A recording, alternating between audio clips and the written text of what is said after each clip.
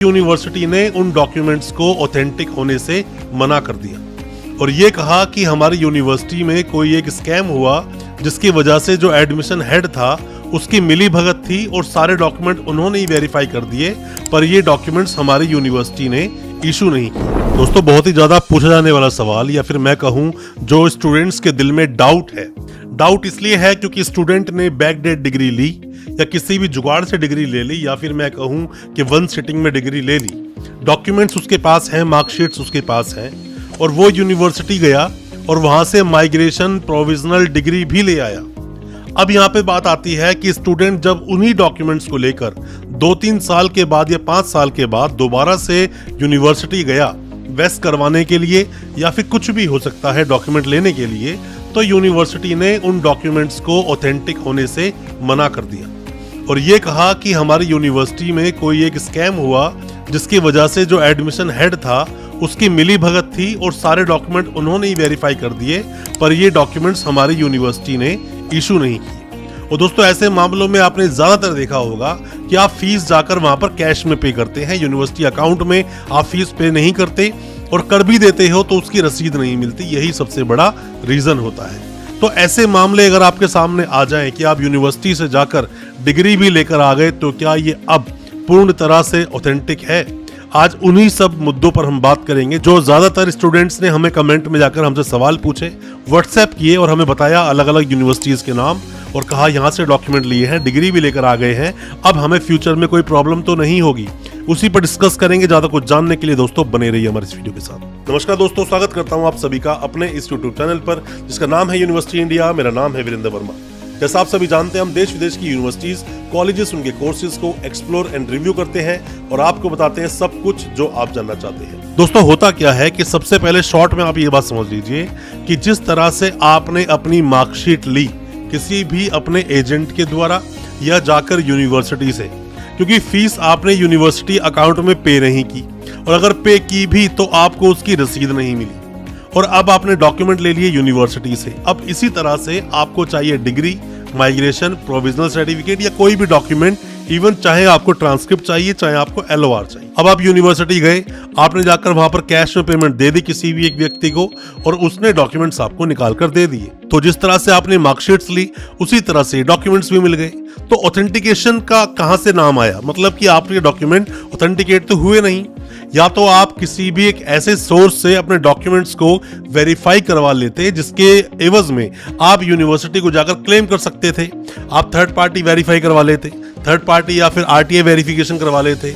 आप किसी भी तरह से डॉक्यूमेंट को एक अपना कोई भी व्यक्ति भेजकर पहले वेरिफिकेशन मांग लेता।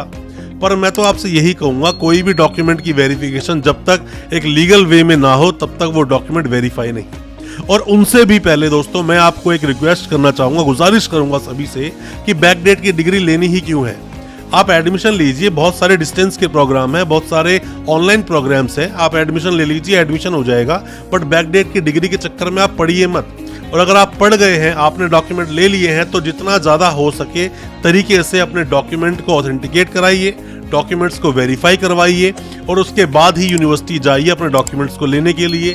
कहीं ऐसा ना हो कि आप किसी जॉब में अप्लाई कर दें और अप्लाई करने के बाद पता चले कि डॉक्यूमेंट्स तो फेक हैं, फर्जी हैं। क्योंकि ये यूनिवर्सिटीज क्या करती हैं कि जो भी कोई व्यक्ति वहां बैठा है, जो आपको मार्कशीट्स दे रहा है, डिग्री दे रहा है, उन लोगों की अलग से एक लिस्ट जनरेट हो रखी होती है, जिस लिस्ट को देखकर आपको वेरीफाई कर रहे होते हैं। पर आप अगर वही डॉक्यूमेंट लेकर VC साहब के पास, मतलब वाइस चांसलर के पास चले जाएं, रजिस्ट्रार के पास चले जाएं, फिर ऑथेंटिकेट करवाएं, तो मेरा मानना है ज्यादा अच्छा रहेगा, ना कि सिर्फ जाकर किसी भी यूनिवर्सिटी के काउंटर पे जाकर आपने वेरीफाइड डॉक्यूमेंट्स को करवा लिया। दोस्तों, आप किसी भी यूनिवर्सिटी के कोई भी डॉक्यूमेंट्स वेरीफाई करवाना चाहते हैं, वेरिफिकेशन के काफी सारे प्रोसेस होते हैं, पर जैसा मैं हमेशा अपनी वीडियोस के माध्यम से बोलता हूं कि RTI एक बहुत अच्छा ऑप्शन होता है। गवर्नमेंट प्रोसेस के थ्रू आपके डॉक्यूमेंट्स वेरीफाई हो जाते हैं, फिर भी आप चाहे तो सीधा यूनिवर्सिटी से ही वेरीफाई करवा सकते हैं। यूनिवर्सिटीज अपनी वेबसाइट पर डिटेल डाल के रखती हैं, या फिर RTI लगवाएं, इसमें हम आपकी मदद कर सकते हैं। और अगर कोई भी डॉक्यूमेंट किसी भी यूनिवर्सिटी से आपने लिए हैं, अब फर्दर डॉक्यूमेंट्स आप निकालना चाहते हैं, माइग्रेशन, डिग्री, LOR, ट्रांसक्रिप्ट, कुछ भी निकालना चाहते हैं, और आप यूनिवर्सिटी से बहुत दूर हैं, आप हेल्पिंग हैंड चाहते हैं, तो हो सकता है इसमें भी हम आपकी कोई मदद कर सकें। कोई भी डॉक्यूमेंट्स जो आपके यूनिवर्सिटी में भी पेंडिंग है, और दोस्तों कोई भी आप मदद चाहते हैं वेस्ट प्रोसेस में, या फिर डिग्री को वेरीफाई करवाने के लिए आप हमसे भी कॉन्टेक्ट कर सकते हैं। कोई भी डॉक्यूमेंट्स आप निकालने जाते हो, मैं हमेशा आपको बोलता हूँ यूनिवर्सिटी की फीस की रसीद रखें। मान लीजिए किसी भी स्टूडेंट ने 20 से 23 के बैच में ग्रेजुएशन कर ली, तो आपके पास जो फीस की रसीद है 2020 की, 2021 की, 2022 की, ये रसीदें आपके पास होनी चाहिए। साथ में एडमिट कार्ड होना चाहिए, लाइब्रेरी कार्ड होना चाहिए, और भी कोई डॉक्यूमेंट्स अगर आप कलेक्ट कर सकते हैं तो आप कलेक्ट कीजिए, वरना फ्यूचर में प्रॉब्लम आपके साथ हो सकती है। ये यूनिवर्सिटीज आपको मना कर देंगे आपके डॉक्यूमेंट्स को वेरीफाई करने से। जिस तरह से आपके पास मार्कशीट्स आई है उसी तरह से आपके पास डिग्री, माइग्रेशन, प्रोविजनल भी पहुंच जाएगा, कोई वो बड़ी बात नहीं।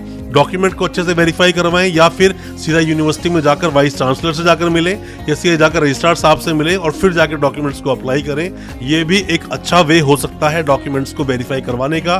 सिर्फ और सिर्फ डिग्री निकलवाना, वो भी यूनिवर्सिटी अकाउंट में पेमेंट ना करना, और पेमेंट कर भी देते उसकी रसीद तक आपके पास ना होना, इसे आप ऑथेंटिकेशन नहीं मान सकते दोस्तों।